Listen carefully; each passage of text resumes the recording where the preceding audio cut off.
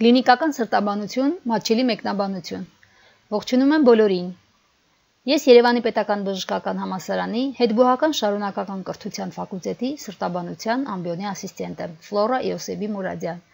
Աշխատում եմ Էրեբունի բժշկական կենտրոնի անհետաձգելի սրտաբանության բաժանմունքում։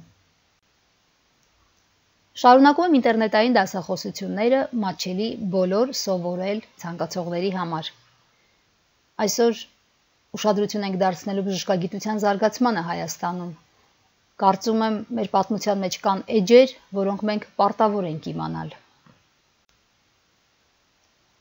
Պատմական ակնարկ Ուրարտական ժամանակաշրջան։ Բժշկագիտությունը Հայաստանի մշակույթի անբաժանելի մասն է կազմել, սկսած Ուրարտական ժամանակաշրջանից մինչև մեր օրերը։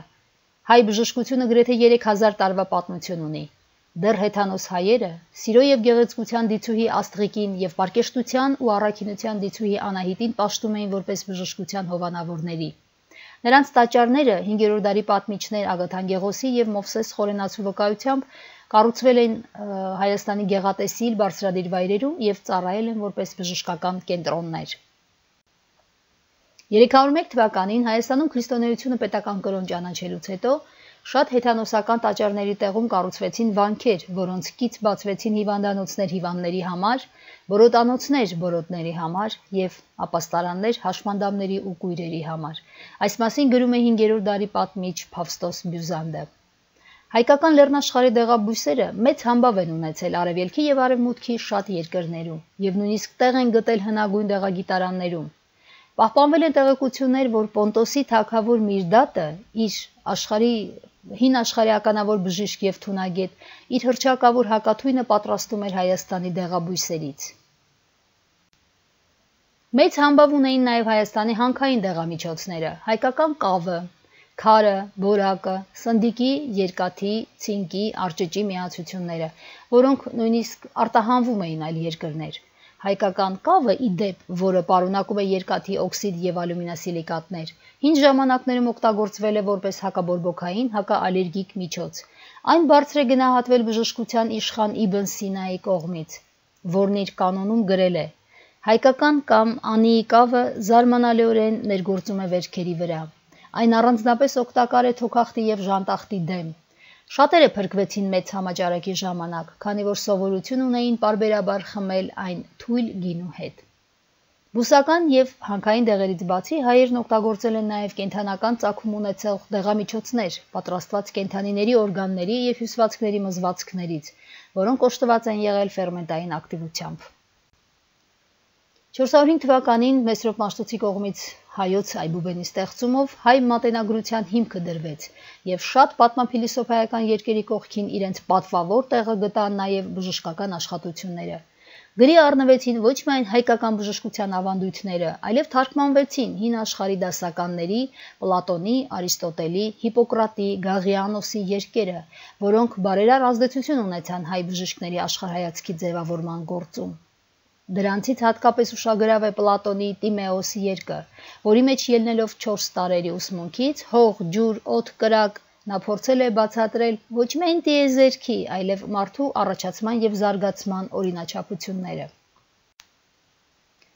4 տարերի եւ նրանց համապատասխանող 4 հեղուկների՝ արյուն, լորձ, դեղին եւ սև մաղձեր մասին այս անտիկ տեսությանն առաջին անգամ անդրադարձել է Եզնիկ Կողբացին իր Եղծ աղանդոց երկում։ Հիվանդությունների առաջացումը նա կապում էր այս 4 հեղուկների հավասարակշռության խախտման հետ։ Կան հիվանդություններ, որոնք առաջանում են ոչ թե մեղքերի պատճառով, այլ անկշիռ խառնվածքներից, որովհետև մարդու մարմինը հանդիսանում է 4 տարերի խառնուրդ, եւ եթե նրանցից որևէ մեկը ավելանա կամ պակասի, կառաջանա հիվանդություն։ Չափից ավելի կամ անխտիր ամեն բան ուտելը, խմելը, խիստ ժուշկալությունը, այսինքն զսպվածությունը, օրգանիզմը խստագույնս սահմանափակելու, ցանկությունները խեղդելու, ճնշելու հատկությունը, տոտ կամ սառը եղանակին աշխատելը նույնպես բերում են հիվանդության, գրել է նա։ Սրանով Եզնիկ Կողբացին գնահատել է միջավայրի ազդեցությունը մարդու օրգանիզմի վրա։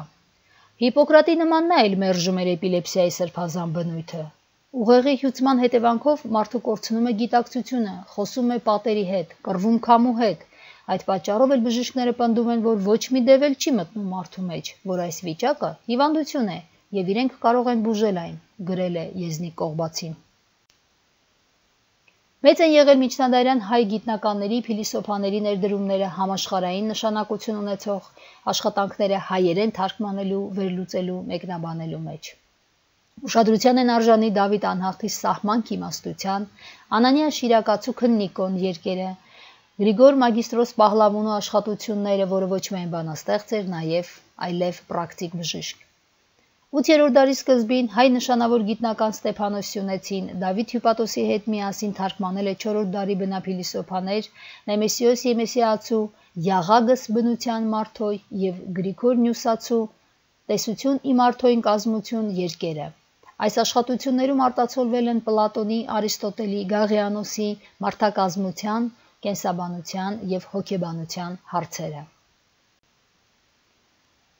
10-րդ դարում սկսեցին հանդես գալ հայ բժիշկների առաջին ուրույն բժշկարանները հայերենով, որոնք հիմնականում նվիրված էին հիվանդությունների դեղաբուժմանը եւ սննդաբուժման հարցերին։ Հայ բժշկագիտության զարգացման համար հատկապես նպաստավոր պայմաններ ստեղծվեցին 10-ից 11-րդ դարերում Անիի Բագրատունյաց թագավորության ժամանակ։ Անիում, Հաղպատում եւ Սանահինում ստեղծվեցին բարձրագույն դպրոցներ, միջնադարյան համալսարաններ, որտեղ փիլիսոփայության եւ բնական գիտությունների կողքին ուսումնասիրում էին նաեւ բժշկություն։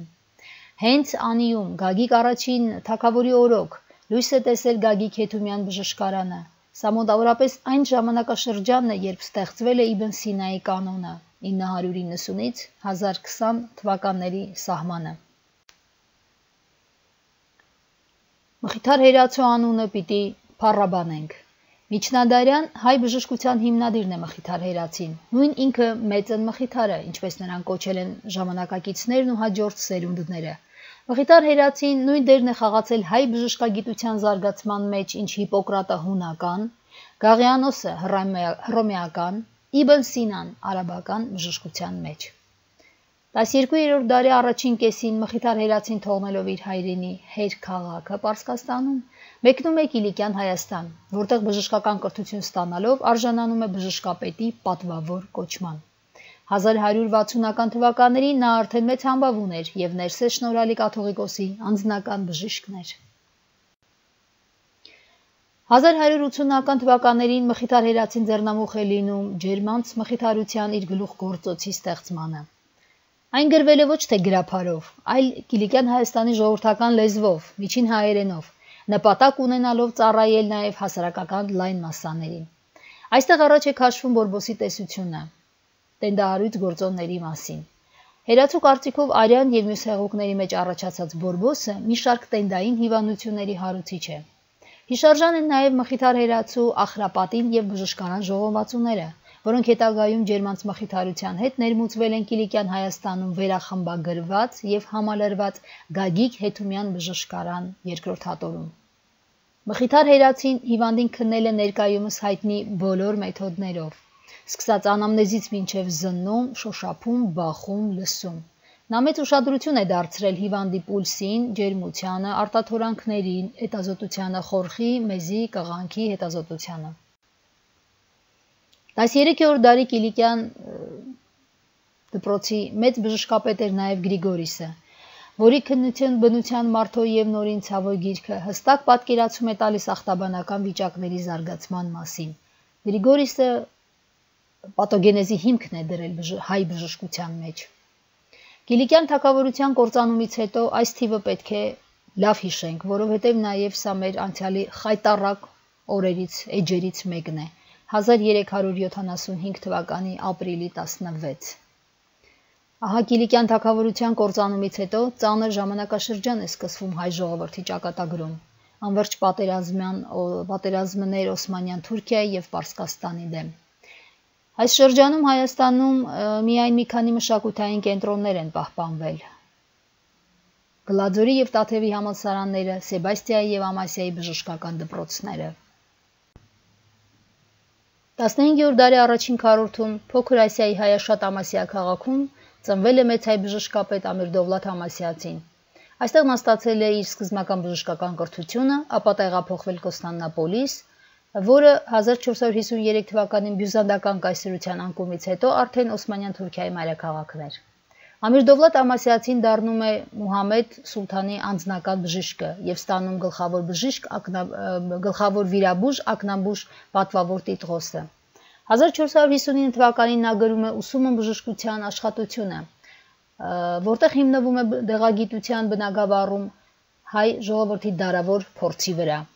Այս հանրագիտարանը պարունակում է 3000-ից ավելի բուժիչ բույսերի, կենդանիների, հանքային նյութերի հայերեն անվանումները եւ նրանց հունարեն, լատիներեն, արաբերեն, պարսկերեն հոմանիշները,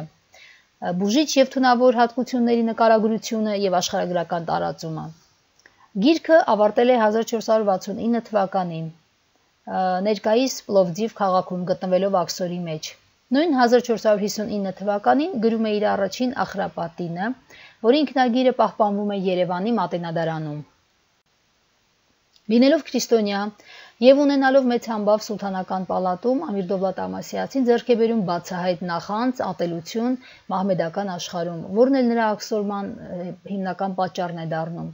Սակայն 1470-ական թվականներին նա վերադառնում է աքսորից եւ կրկին ստանձնում սուլթանի անձնական բժշկի պաշտոնը։ Կարելի է պատկերացնել, թե որքան տաղանդավոր է եղել նա, որ լինելով հայ եւ վերադառնալով աքսորից կարողացել է վերականգնել իր անձնական բժշկի պաշտոնը սուլթանի պալատում։ Իր կյանքի վերջին տարիներին նա ստեղծում է դեղագիտության վերաբերյալ իր ամենանշանավոր աշխատությունները՝ երկրորդ ախրապատինը եւ անգիտած ամպետը։ Վերջին գրքում իդեպ նշված է Ամիր Դովլաթ Ամասիացու մահվան ստույգ թվականը 1496 թվականի դեկտեմբերի 8 օրը հինգշաբթի։ Ամիր Դովլաթ Ամասիացին տվել է բժշկի բարոյական նկարագիրը, որը հստակ համապատասխանում է Հիպոկրատի բժիշկ կոչման ձևակերպմանը։ Բժիշկը, գրել է նա, պետք է օժտված լինի բանականությամբ եւ պարտքի գիտակցությամբ։ Ոչ մի դեպքում նա չպետք է լինի գինեմոլ, ագահ եւ շահախնդիր։ Նա պարտավոր է սիրել աղքատներին, լինել գթառատ, նվիրված, աստվածավախ, բարոյապես մաքուր։ Եթե նա չի կարողանում հասկանալ հիվանդության էությունը, ապա պետք չէ, որ դեղ տա հիվանդին, նոլի նոցեր է, որպեսզի չարատավորի իր անունը, գոնե։ Իսկ եթե նա անգետ է, ապա ավելի լավ է նրան չհրավիրել հիվանդի մոտ եւ ընդհանրապես նրան բժիշկ չկոչել։ Ամիր Դովլաթ Ամասիացին ստեղծել է հայ բուսաբուժ բժիշկների մի ամբողջ դպրոց, որի սաներն են եղել 16-ից 17-րդ դարերի այնպիսի նշանավոր դեմքեր, ինչպիսիք են Ասար եւ Բունյադ Սեբաստացիները։ 19-րդ դարի 50-ական թվականներին Երևանում սահմանվում են առաջին նահանգային եւ քաղաքային բժիշկները։ 1890 թվականին Երևանում բացվում է 12 մահճակալանոց հիվանդանոց, թերապևտիկ եւ վիրաբուժական բաժանմունքներով։ 1896 թվականին բացվում է բուժարան Ալեքսանդրապոլում, ներկա Գյումրիում։ 1922 թվականի մարտ ամսին Երևանի պետական համալսարանում բացվում է բժշկական ֆակուլտետ, որտեղ աշխատանքի են հրավիրվում ականավոր թերապևտներ Լևոն Անդրեյ Հովանիսյանը, Մելիք Ադամյանը, Գյանջեցյանը։ Նրանց շնորհալի աշակերտներից են եղել պրոֆեսորներ Ավաքյանը, Քյանդարյանը, Յոլյանը, Ադամյանը, Գասպարյանը, Բադալյանը, Դրամփյանը, Մամիկոնյանը, Ստամբոլցյանը, Շուշանյանը։ Ես պատիվ եմ ունեցել նրանցից Շուշանյանի, Դրամփյանի, Ստամբոլցյանի, Ադամյանին լսելու, շփվելու։ Պատիվ եմ ունեցել լսելու նրանց դասերը։ 1930 թվականին Երևանի պետական համալսարանից անջատվում է բժշկական ֆակուլտետը, այս տարեթիվը եւս պետք է պարտադիր հիշել, եւ հիմնադրվում է Երևանի պետական բժշկական ինստիտուտը, որը 1989 թվականի մայիսի 25-ի հրամանով կրում է միջնադարյան մեծ բժշկապետ Մխիթար Հերացու անունը։ 1995 թվականին Երևանի պետական բժշկական ինստիտուտը վերանվանվում է Երևանի պետական բժշկական համալսարան։ Շնորհակալություն եմ հայտնում ինձ